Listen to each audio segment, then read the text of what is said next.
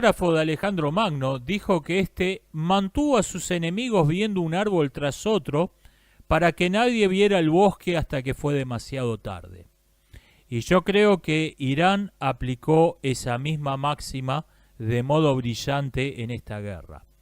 A pesar de que los medios de propaganda quieren mostrar a los árabes y musulmanes en general como una raza inferior que actúa de modo irracional y reaccionando de modo impredecible y son incapaces de hacer planes, lo cierto es que Irán ha demostrado uno de los planes estratégicos más brillantes en la historia, y no estoy exagerando. El 7 de octubre del año pasado, tras varios años de conflicto de muy baja intensidad en Palestina, Hamás, aliado de Hezbollah y por lo tanto aliado indirecto de Irán, lanzó una razzia sobre territorio israelí. El ataque estuvo muy bien planificado para los modestos organismos de inteligencia que pueda tener una organización como esa, y desde el primer día se sospechó que había habido una potencia más importante detrás del ataque, planificando el ataque y coordinando a Hamás. En los meses siguientes, el Mar Rojo fue bloqueado para los aliados de Israel por las milicias hutíes, nominalmente parte de Yemen, pero de hecho un país independiente, que son un aliado tibio de Irán. Los hutíes pretenden ser chiitas para tener a Irán como aliado, pero lo cierto es que tienen una religión propia muy extraña, no son ni chiitas ni sunitas, son un culto, una secta, una cosa rara. Mientras tanto, Irán lanzó un agresivo patrullaje del Golfo Pérsico para recordarle a Arabia Saudita que puede bloquear sus dos costas al mismo tiempo si van a la guerra. Entre tanto, Israel ataca por tierra y por aire la franja de Gaza, les da un ultimato a Hezbollah para que se retiren de la frontera libanesa, al mismo tiempo que disparan bengalas sobre la población civil del Líbano para provocar terror y que la gente presione al gobierno para que acepte el ultimátum. Hezbollah no acepta el ultimátum y el gobierno libanés, cabreado por las operaciones de terror de Israel, no importa cuánto se detesten con Hezbollah, se puso de parte de sus tipos y el ultimátum israelí demostró ser un completo farol. Finalmente, después de unos 6 meses de esta guerra fría, Irán atacó abiertamente a Israel, aunque declaran que su intención no es escalar el conflicto, y esto es algo que yo no les creo. Yo creo que tienen intención de que la guerra vaya más, porque si planeaste algo como esto, no es para tirar 10 misiles y después sentarte a negociar. En esos 6 meses, Irán construyó una red de aliados que están envalentonados por la debilidad que ha demostrado Israel, incluyendo algunos que quizás ni soñaban un año atrás, como el hecho de garantizarse como mínimo la neutralidad del Líbano en el conflicto. Fueron dejando a su enemigo sin aliados. Ni siquiera hay una confirmación oficial de que Arabia vaya a permitirle a los aviones de combate israelíes volar sobre su territorio. Ya Qatar y Kuwait, dos importantes aliados de Estados Unidos en la región, dijeron que no van a permitir que la aviación israelí sobrevuele su territorio. O sea, lo fueron dejando completamente solo a los israelíes. Y en cuanto a Occidente, en lo que respecta a los gobiernos, la ayuda militar es una mercancía que está a la venta, que se compra, se vende en dólares. Pero el apoyo popular que tuvo inicialmente Israel gracias a las operaciones de propaganda en los mass media y en Internet, se fue perdiendo en los meses siguientes, y esto no es una cuestión pequeña en un año electoral en Estados Unidos. La batalla por el estrecho de Bab al-Mandeb, que venció de modo clarísimo la milicia hutí, nominalmente parte de Yemen, creo que nos permite extrapolar varias lecciones valiosas que se aplican también a un eventual bloqueo del estrecho de Hormuz en el Golfo Pérsico por parte de Irán o eventualmente a un bloqueo del estrecho de Malaca en una eventual guerra asiática, que esperemos no ocurra, pero que tiene altas probabilidades. Uno, existiendo misiles baratos con un alcance de 2000 kilómetros, la distinción entre batalla terrestre y batalla naval ha dejado de tener bastante sentido. Creo que se refiere esta distinción entre batallas navales y batalla terrestre, se refiere más que nada al objetivo estratégico y no al modo en cómo es peleada la batalla. Tenemos una batalla naval que fue ganada por fuerzas mayormente terrestres, con muy poca potencia naval. Tienen botes inflables, algunas lanchas artilladas y no más que eso. Y se pudieron enfrentar a las grandes potencias con éxito. Esa creo que es una gran lección que se puede extraer de esta batalla. Otra, para bloquear exitosamente un paso naval, no necesitas bloquearlo del todo, no necesitas poner cadenas de costa a costa como en el siglo XIX. Ya no funciona así un bloqueo naval. Simplemente atacando la suficiente cantidad de barcos como para hacer una molestia que justifique no pasar por ahí, lograste tu objetivo estratégico. Que las flotas marinas digan no, por acá mejor no pasemos, vamos a dar la vuelta por el Cabo de las Tormentas. Lograste tu objetivo estratégico, que era bloquear el paso a los aliados comerciales de Israel. Esta estrategia híbrida a mitad de camino entre la piratería y la guerra abierta demostró ser extraordinariamente efectiva en relación a una ecuación de costo-beneficio. Lo que logran con un costo bajísimo en bajas, en instrumentos perdidos, le hace misiles, el resultado que lograron es tremendamente efectivo. Si, estando bloqueado el estrecho de Bab al-Mandeb, si también se bloqueara el estrecho de Hormuz en el Golfo Pérsico, Arabia estaría prácticamente sitiada por completo en lo que respecta a las rutas comerciales. El único modo en que podría sacar sus mercancías, principalmente o casi exclusivamente el petróleo, a mar abierto sería a través del Golfo de Suez.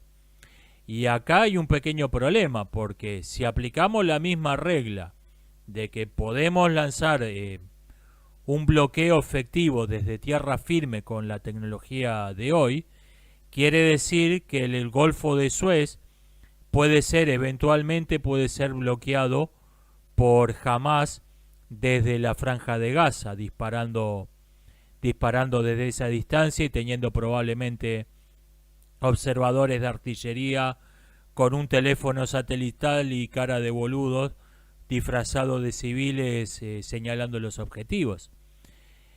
Esto es algo que creo muy improbable, salvo que la situación diplomática cambie de modo extremo. Egipto hasta ahora ha demostrado ser muy celoso de su neutralidad, le ha dejado bien en claro a los dos bandos que no va a tolerar una incursión militar en su territorio, y los dos bandos han respetado la neutralidad de Egipto. Por eso no creo que jamás vaya a bombardear el Golfo de Suez, territorio egipcio, porque esto llevaría a que Egipto les declare la guerra, y es insostenible una guerra con Egipto de un lado y Israel del otro, los harían polvo en un mes, es totalmente insostenible. Por otra parte, Egipto le ha dejado bien en claro que considera la ciudad de Rafah en la Franja de Gaza un objetivo estratégico para su país y le ha prohibido a Israel que la ocupe militarmente. Si Israel no acepta el ultimátum y lanza una invasión terrestre a Rafah, el gobierno egipcio se va a ver entre la espada y la pared.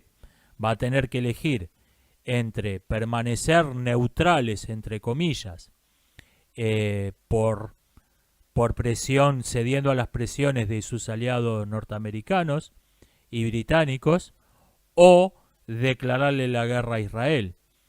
En cualquiera de los dos casos, haga lo que haga, esto es muy probable que dispare una guerra civil en Egipto, que recordemos viene de una revolución hace 13 años, probablemente mucho más sangrienta de lo que fue la revolución de 2011.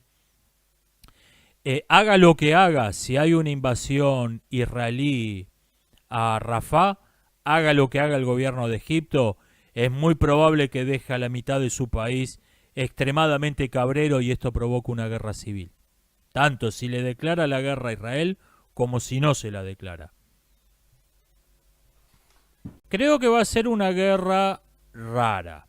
Si el Líbano, y me refiero al gobierno reconocido internacionalmente, no a Hezbollah, y Arabia permanecen neutrales, que es la hipótesis más razonable, el único puente de tierra entre Irán y Israel es a través de Siria y el norte de Irak. Cruzar ese puente hoy parece algo bastante suicida, sobre todo para los israelíes. Por esto se ha dicho que es muy probable que sea una guerra a larga distancia, la cual se limite a un intercambio de misiles y quizás combates aéreos, pero que no haya ningún combate terrestre. A mí me cuesta creer esto, a mí esta hipótesis me parece muy extraña. Yo creo que los dos bandos van a buscar un modo de atacarse por tierra. No me puedo imaginar una guerra en donde la mayor parte de los ejércitos están en los cuarteles tomando mate. ¿Hay precedentes históricos? Sí, suena muy extraño.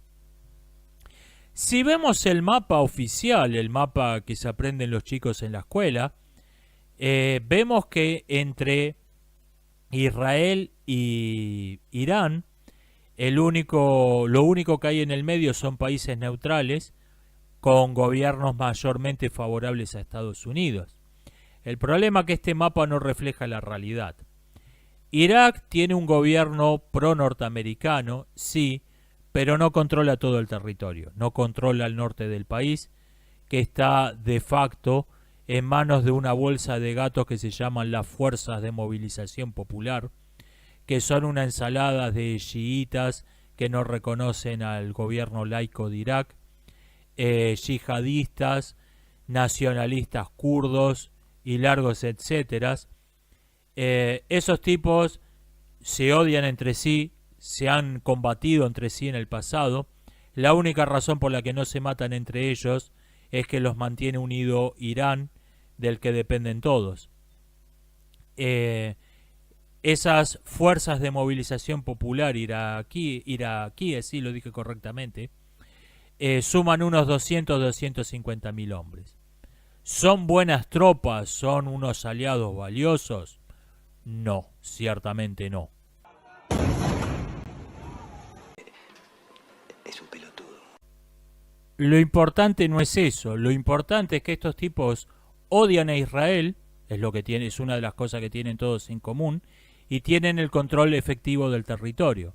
Entonces, si cualquiera que vaya a lanzar una invasión militar contra un objetivo israelí, puede pasar por ahí sin necesidad de pasar en formación de combate, puede atravesar su territorio llevando los tanques y otros vehículos blindados arriba de camiones de transporte de containers. Ese creo que es el verdadero apoyo. Israel tiene más industria y mejor tecnología. Irán tiene mejores soldados de infantería. Por eso creo que los beneficia el combate terrestre en un terreno intrincado en donde los blindados no sirvan para gran cosa. Y la frontera entre Israel y el Líbano, controlada de facto por Hezbollah, suena como el lugar ideal para dar la batalla. ¿Qué objetivo tendría Irán en esta batalla? Yo creo que un objetivo racional, tanto en el sentido de no escalar demasiado el conflicto más de lo que deseas, como de lograr algo realmente valioso, sería tomar la meseta del Golán, controlada de facto por Israel, aunque no forma parte de sus fronteras reconocidas internacionalmente. Probablemente si hay una guerra terrestre abierta entre Irán e Israel, la propaganda iraní declare que van a borrar a Israel del mapa, van a aniquilarlo por completo, pero este nunca va a ser su objetivo real. En parte porque no es un objetivo viable, llevaría una guerra nuclear eso, o como mínimo una escalada donde entre Estados Unidos en el conflicto, Estados Unidos y la OTAN, pero también por otra razón más sutil, y es que Irán no quiere que Israel desaparezca, no quiere borrar del mapa Israel. Porque si tus aliados son una bolsa de gatos que agrupa yihadistas, sectas, nacionalistas kurdos, algunos neonazis libaneses, si tus aliados son una bolsa de gatos donde lo único que tienen en común es que todo el mundo odia a un enemigo común, no querés que ese enemigo común deje de existir, porque tu alianza no tendría más una razón para existir. Israel es un régimen totalitario racial. Un país que tiene actualmente un régimen similar podría ser Myanmar, y el principal precedente histórico sin dudas es el imperio nazi. Los pros de este régimen es que tiene una capacidad superior a la de cualquier otro régimen político conocido para concentrar recursos al servicio de una operación militar. Tienen también unas fuerzas especiales numerosas y excepcionalmente buenas. No buenas, excepcionalmente buenas. Las contras es su incapacidad para ser aliados. Un régimen racial básicamente se considera en guerra contra toda la humanidad, considera que el estado natural entre las naciones, entre los pueblos es la guerra, por lo que no puede hacer otra cosa que aliados temporarios, mercenarios y pactos de no agresión. Tienen un ejército que está compuesto mayormente por reclutas sin vocación y por mercenarios sin lealtad. Esto se vio claramente en la batalla del 7 de octubre, donde la mayoría de los combatientes, entre comillas, salieron corriendo sin pelear. Dejaron abandonados fuertes militares enteros con blindados, helicópteros. Dijeron, verá, yo me enlisté porque pagaban bien y el uniforme me quedaba bien. ¿Querés que pelee para ustedes? Ni loco. Tienen altos mandos incompetentes o completamente estúpidos, y esto es la consecuencia lógica de un ejército donde se asciende por la pureza racial y no por la efectividad demostrada. En un régimen étnico, el cuñadismo no es una forma de corrupción, es política de Estado. Un régimen racial es un Estado cuñadista. Tienden a sobrevalorar su potencial porque se creen su propia propaganda y por la misma razón a subestimar el poder del enemigo. Su táctica favorita es la guerra relámpago, es decir, usar sus excepcionalmente buenas fuerzas especiales como fuerza de choque para ocupar un territorio y después ocuparlo con tropas de muy baja calidad que no sirven para otra cosa. Irán es una república teocrática, es un régimen religioso islámico, pero al ser una república esto hace que sus modales sean un poco más delicados que los de otras teocracias. Tienen cierta tolerancia religiosa, que no es lo mismo que libertad de culto, y al tener su gobierno ciertas formas democráticas, esto hace que haya ciertas libertades que no esperaríamos en otra clase de teocracias. Un país que tiene actualmente un régimen similar es Turquía, y un precedente histórico podría ser la Inglaterra de la época de Cromwell. Aunque en este caso el hecho de que hubiera un líder carismático con el poder que tenía Cromwell ponía las cosas un poco más espesas. Los pros de esta forma de gobierno es que tienen una capacidad prácticamente ilimitada para reclutar voluntarios. A veces tienen más voluntarios que armas para darles. Tienen unas fuerzas especiales muy numerosas, leales y valientes, aunque con poca capacidad para improvisar y para adaptarse a situaciones imprevistas. Si hay algo que caracteriza a los fundamentalistas religiosos es su falta de imaginación. Las contras es que son generalmente países pobres y están mal armados. Nuevamente la Inglaterra de Cromwell es una excepción a esta regla. La mayor parte de sus fuerzas son reclutas muy motivados, pero muy malos soldados.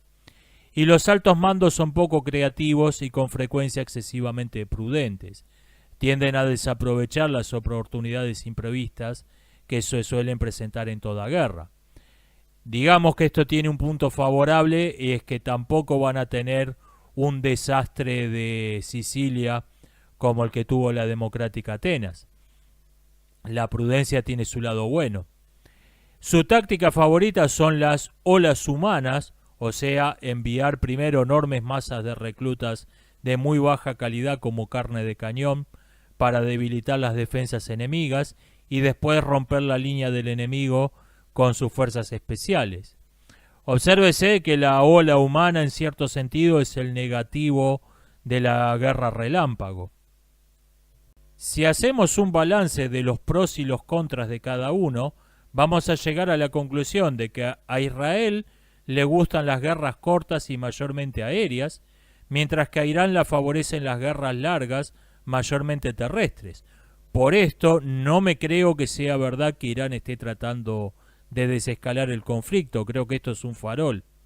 Yo creo que Irán quiere una guerra larga y quiere llevar la guerra a la tierra, quiere llevar la guerra al combate terrestre, muy probablemente por la meseta del Golán. Y bueno, la pregunta del millón, ¿qué riesgo hay de que este conflicto escale en una guerra mundial? Yo soy moderadamente optimista, creo que la probabilidad de que eso ocurra es relativamente baja. Sí creo que el conflicto va a escalar, pero va a escalar como guerra regional. El interés de Estados Unidos por Medio Oriente se limita al petróleo. Israel es un medio, no un fin en sí mismo. Y mientras Irán no bombardee las refinerías de petróleo de Arabia Saudita o de Egipto, Estados Unidos y por lo tanto toda la OTAN van a permanecer neutrales. Van a darle cierto apoyo como le dieron en el ataque de la semana pasada, derribando drones. Sí. Pero no se van a involucrar en un bombardeo a territorio iraní, no. Salvo que Irán o sus aliados bombardeen las refinerías de petróleo de Arabia o de Kuwait, de Arabia o de Egipto. Yo no creo que el gobierno de Irán vaya a hacer esto intencionalmente. El problema es que siendo sus aliados en la región una bolsa de gatos, con gente que en algunos casos no es la gente más psicológicamente estable, más racional del mundo, puede ser que se le vayan de las manos. Puede ser que se le vayan de las manos, que alguno de los locos a los que le dieron misiles bombardee Arabia Saudita y el gobierno de Irán diga no, nosotros no tuvimos nada que ver, y o no le crean o no le importe al gobierno saudita. Ese creo que es el único caso en que una guerra entre Arabia e Irán sí creo que puede escalar en una guerra mundial. Ese es el único caso en que creo que podría provocar una guerra que escale sin límites. ¿Lo creo posible? Sí. No muy probable. No muy probable. Sí posible. Bueno, esto es lo que quería comentar. Quería pasar revista a estos tres temas. Me salió medio trabalengua. Espero que les haya resultado interesante. Nos estamos viendo hasta la próxima.